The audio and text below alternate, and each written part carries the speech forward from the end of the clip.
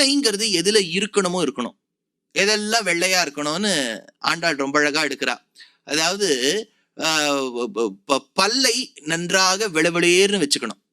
இந்த பல்லு இருக்கு இல்லையா, அது நல்லா வெளவெளேர்னு இருக்கணும். அதுக்கு ரொம்ப அழகா வேடிக்கையா மட்டவிலாச பிரஹசனம்னு அந்த காலத்துல ஒரு நாடகம், நம்ம பல்லவ தேசத்துலதான் எழுதியிருந்தா, மனுன்னா இருக்கும் அந்த நாடகம். அப்ப பௌத்தாளுக்கும் சனாதன தர்மத்தை சார்ந்தவர்களுக்கும் ஒரு சின்ன ஊடல் இருக்கும் இல்லையா, அதுக்கேத்த மாதிரி எழுதியிருக்கா. ஒரு பௌத்தர், அந்த பௌத்தர் வந்து வரார். எதிர்க்க இருக்கக்கூடிய ஒரு வைதிகர் கேட்கிறார், என்ன கொஞ்சம் பல்லெல்லாம் கொஞ்சம் செவந்து இருக்கே. அவர் ஒரு சன்னியாசி வேற. பல்லெல்லாம் செவந்து இருக்கே, எப்படி செவந்ததுன்னு. இல்ல வெத்தலை போட்டேன்னு. வெத்தலை போடுறது ஒன்றும் தப்பு கிடையாது, என்ன சன்னியாசி போடக்கூடாது. ஆச்சா, எதுக்கு வெத்தலை போட்டேள்? இல்ல இல்ல நேற்று ராத்திரி கொஞ்சம் மாம்சம் பக்ஷித்தனதுனால எனக்கு வெத்தலை போட வேண்டிய நிலைமை வந்துருத்துனார். எதுக்கு மாம்சம் சாட்டேள்? இல்ல கொஞ்சம் தீர்த்தபானம் பண்றதுனால சாட்டுட்டேன். நான் சொல்றது 1400 வருஷத்துக்கு முன்னாடி இந்த நாடகத்துல இது வருது. எப்படி ஒரு சன்னியாசி இருக்காருன்னு அதுல கேட்கிறார். ஏன்னா பல்லுங்கிறது வெள்ளையா இருக்கணும். ரெண்டாவது யாரு நம்ம இப்போ இப்போ அதாவது உபநயனம் ஆயிருக்கு அப்படின்னா அந்த பூணலும் பார்க்கறதுக்கு வெள்ளையா இருக்கணும்.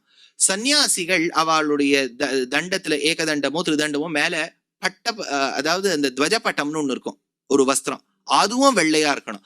வேஷ்டி வெள்ளையா இருக்கணும். அதனால வெள்ளை வெள்ளை வெண்மைன்னு இருக்கணும். அச்சா, ஒருத்தர் வந்து ஒரு ராஜா பவனி வராராம் ஆனையில. ஆனையில பவனி வரும்போது முக்தாத பத்திரம் அவர் போட்டு இருக்கிறதுலாம் முத்தா இருக்கான், மேல கொடையா இருக்கான், முத்து கொடையா இருக்கான், அவ்வளவு நன்னா இருக்கான் பாக்குறதுக்கு. கீழே ஒருத்தர் நின்று பாக்குறார். கீழே நின்று பார்க்கக்கூடியவருக்கு வேஷ்டி கிழிஞ்சிருக்கு, வரவருக்கு பளிச்சுன்னு இருக்கு. ஏன்னு கேட்டார் இந்த வியாக்கியாத்தா. சொன்னார், ஒத்தருக்கு உன்னுடைய அனுகிரகம் கிடைச்சிருக்கு, ஒத்தருக்கு கிடைக்கலன்னு விட்டார்.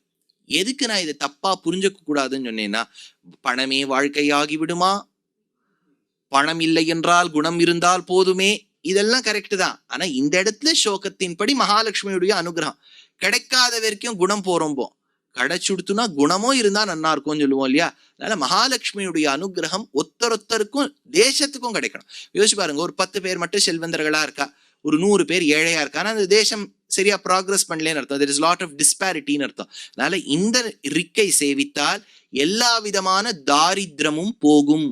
அதனால இந்த ஸ்ரீ சுக்தத்துல இருக்கக்கூடிய இந்த ரிக்குக்கு அவ்வளவு மதிப்புண்டு.